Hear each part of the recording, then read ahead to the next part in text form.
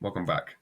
I wanted to make this video just because I want it to be the most comprehensive guide out there to every way you can get patients. This is just the full picture on how to get patients. Literally every single way. And I am going to break them down later on in different videos more in detail, but I am going to break them down in detail here. That way you can leave this video knowing exactly what you can do, how to do it, and why it can apply to you, and if you should do it in the first place, right? Because there'll be certain things where you think, you know what, I don't really need to do it, or I don't think I want to do it. It's too expensive. I don't have the time, etc., etc. Or it might just be useless for dentistry, by the way. I'll give an example one of that later on. But the reason I make these videos is because I want to work with dentists, help more patients. I want to work with more patients, but because I'm not a dentist myself, I've got to kind of get a middleman to help me, which is obviously working with dentists and helping them get more patients. So, anyways, on with the video. The whole premise of these, if I quickly explain. So, this is the people you know. This is strangers. So you're advertising to people you know. You're advertising to strangers. You're advertising one to one, and then you're advertising one to many. So one thing reaches one person, or one thing reaches many people. Okay. So if we start off by the forms of advertising, so this is the form in which you're going to be getting patients. These are the forms. These are the tools, by the way, but these are the forms. And the first one is warm outreach. Warm outreach is literally just reaching out to someone you know, one-on-one, sending them a text message, sending them a video, whatever it is. It's usually, going to be conversational, and you're going to be sending them either an invitation for a consultation you want them to try out, well, a consultation for a treatment you think they should try, or it could be anything in the sorts where you're reaching out to them to ask them for something as well. So warm outreach is simply just reaching out, right? Outreach, reaching out to someone you know for something specific. For example, I could be reaching out, let's say I'm friends with Dave, right? And Dave owns a dental practice. So I say, hey, Dave, I've just started this completely new, you know, free guide that I want to send you. It's all about sales. I know your team has been struggling with, converting booked appointments and converting consultations recently. Am I okay sending it to you? I reached Dave. I asked him something specific. He could be one of my first clients, right? Just because I'm sending him, although it's free, right? It still could help me make him a client. The point of warm outreach again, it's really simple. It in dentistry, it's not that it wouldn't work. It's just there are better ways of reaching out to people. It works amazingly, right? In dentistry, not for getting patients, but more so for employing, more so for getting any sort of, lab equipment or details and deals you want to make with labs. It works for equipment as well, and it works with anything tech-wise, reaching out to someone you think that can help you with tech, etc. It works, right? Because warm outreach is literally just a conversation with someone you know. Quite simple, right? Cold outreach is the complete opposite. And this is something that is not really needed in dentistry because if you think about it, you're going to cold outreach, right? You're going to message, cold call people. And although it would work in a lot of cases if you're offering something directly, right? So I'm thinking, let's say you're on Facebook and loads of people you know, not you know as in you're friends with on Facebook, but loads of people you know of, so they might be in a Facebook group, loads of them people you think could benefit from the new offer you've made, right? The new offer, that being the one I keep, mentioning, let's say for implants, the one that's a free consultation along with educational videos and then a free booked appointment on a treatment they want to go with afterwards with a financial plan as well. So, well, only if your practice has financial plans, but you get the idea. What I could do is go into the Facebook group, look at all these people, let's say they're in the group who are looking for dentists, and I message all these people with the offer, and I give them my phone number, or I give them the practice phone number, and then they can call. 1 second, I'm going to quickly close the window. Okay, so that's how you cold outreach. It's one-to-one, it's people you don't know, and it can be really useful when you message someone that you know they need your help. And that's the main thing with cold outreach. You can't just be messaging random people. random information, right? Pretty sure that's harassment nowadays online, but you get the point. Content, pretty self-explanatory. It's the people you know, people who follow you, people who've heard of you, people who want to see your content, and you're doing it one to many. And the most important thing about content is this strategy I found, which works amazingly. It's 80% of the time you want to give value, and in dentistry, it's really, really simple. And again, I don't understand why I don't see many people do this, right? And that simply make videos explaining treatments, explaining side effects, explaining, you know, different things in regards to booking appointments, different things to look out for when looking for a dentist, different things to do to maintain your oral health, etc. And then for 20% of the time, you post offers, you post, anything you want that will get you the patients through the door. So something quite direct. We call it a call to action. So it's something where you're calling someone to take the action that you want them to, or you motivate them to take that action. Then finally, on the advertising front on how to actually get patients, you've got paid ads. So they're complete strangers most of the time. I'd say 99% of the time, they're complete strangers, and you're doing it one to many. They're amazing. And not just because I do them and I help other people do them, but because they work and they're proven to work. And if they don't work, it's because you don't know how to make them work. And that's absolutely fine, right? The main thing with paid ads that's really, really important isn't the way it looks, isn't the way it's presented. It's really just the fact that you want a good offer. If you have a really good offer to entice people in, they're going to click, they're going to book the appointment, they're going to show up. It kind of just works itself out. If you don't have a good offer, and that includes a free consultation by itself is useless.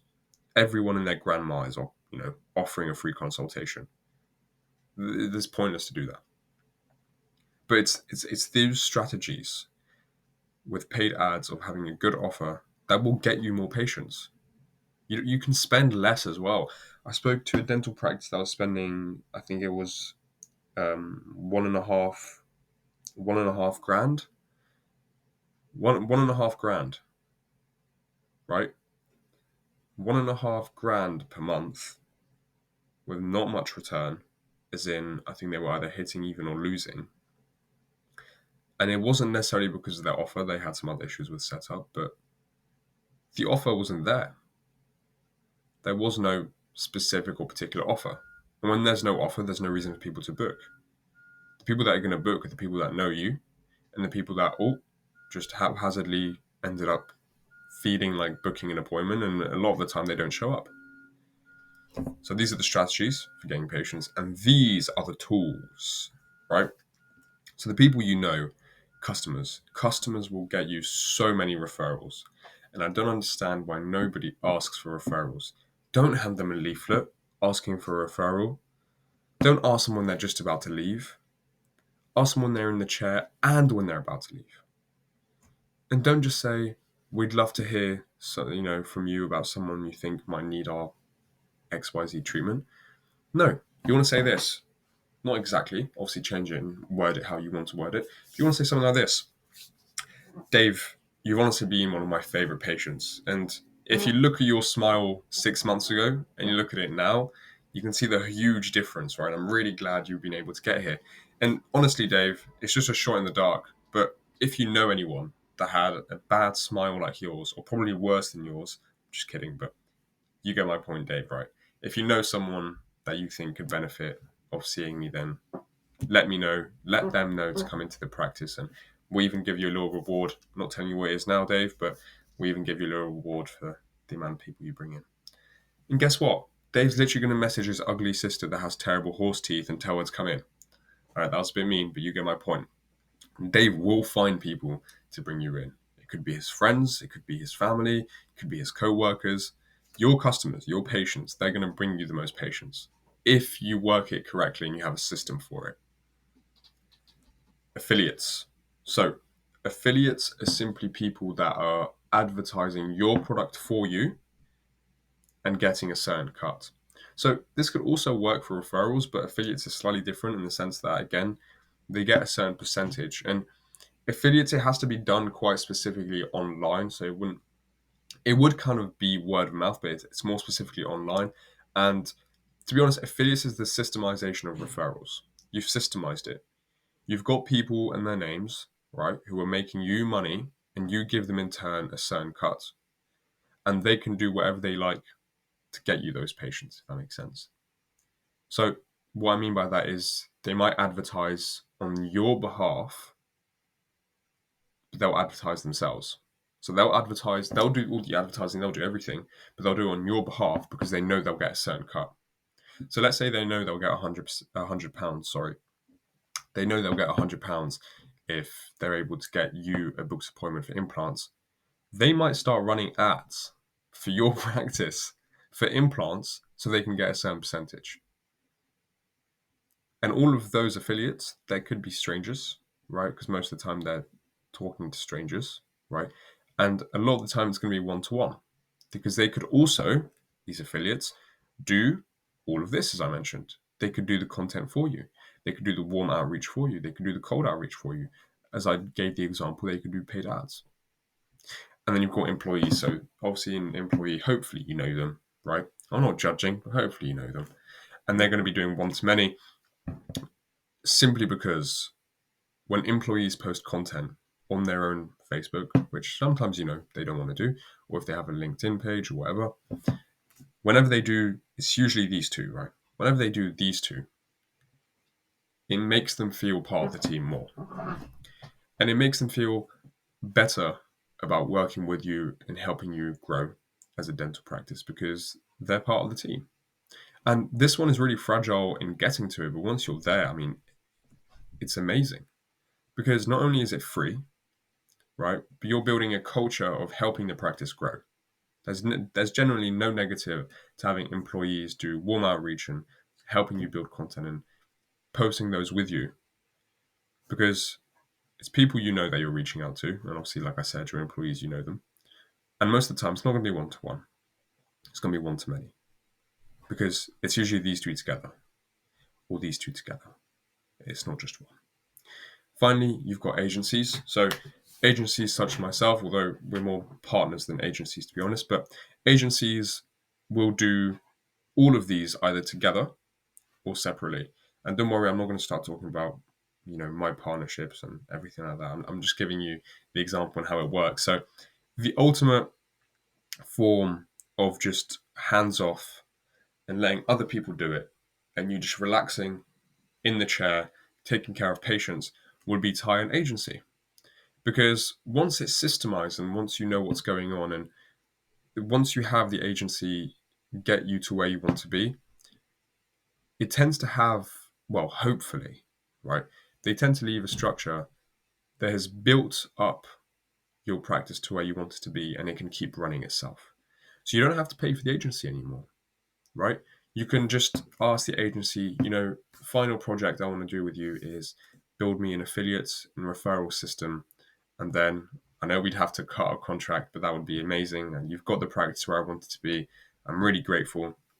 I'm going to refer you to XYZ, etc. But point is, with an agency, you can systemize all of this and have these systems keep working for you, right?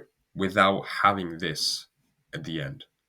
So it works amazingly because why wouldn't you want it to work? And why wouldn't you want someone to do all of this for you if you know it's going to work, right?